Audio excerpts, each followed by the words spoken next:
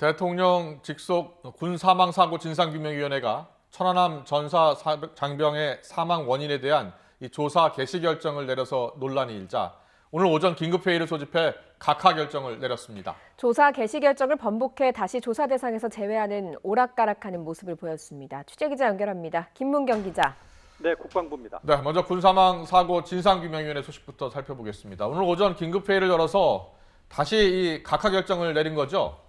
네, 그렇습니다. 회의 시작 20여 분 만에 각하 결정을 내려 이번 사건은 규명위의 조사 대상에서 제외됐습니다.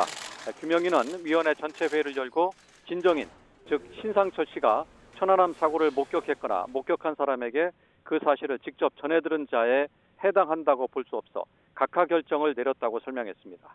규명위는 만장일치로 결정됐다고 밝혔는데요. 지난해 12월 조사 개시한 당초 결정을 번복한 겁니다.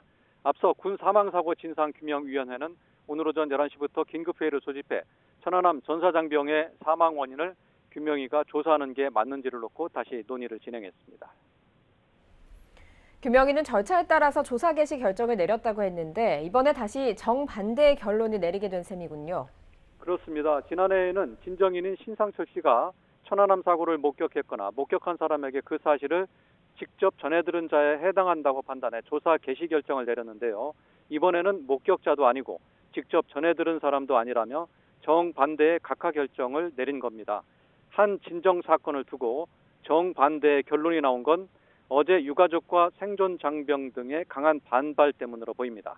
천안함 침몰을 목격한 생존 장병과 이를 전해들은 유가족 등 직접 당사자가 조사를 철회해 줄 것을 강하게 촉구했습니다. 다만 유족들의 항의가 없었더라도 정부가 이미 천안함 침몰 원인은 북한에 의한 폭침이라고 결론을 내렸는데 이를 다시 조사하는 게 맞다고 판단한 규명위의 당초 결정에 의문이 제기됩니다. 군 사망사고 진상규명위원회는 군대 내 사망, 즉 의문사가 제기될 경우 이를 다시 살펴 바로잡는 업무를 하는 기관입니다. 지난해 12월 조사 개시 결정을 내렸다는 건 천안함 전사장병의 사망 원인이 의문사에 해당한다고 판단한 것일 수도 있기 때문입니다. 이번 결정이 각하되긴 했지만 정부기관이 천안함 침몰은 북한에 의한 폭침이라는 기존의 입장 대신 천안함 재조사 의지를 내비쳤다는 점에서 논란은 당분간 이어질 것으로 보입니다.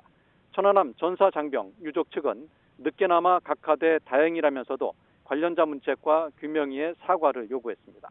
지금까지 국방부에서 YTN 김문경입니다.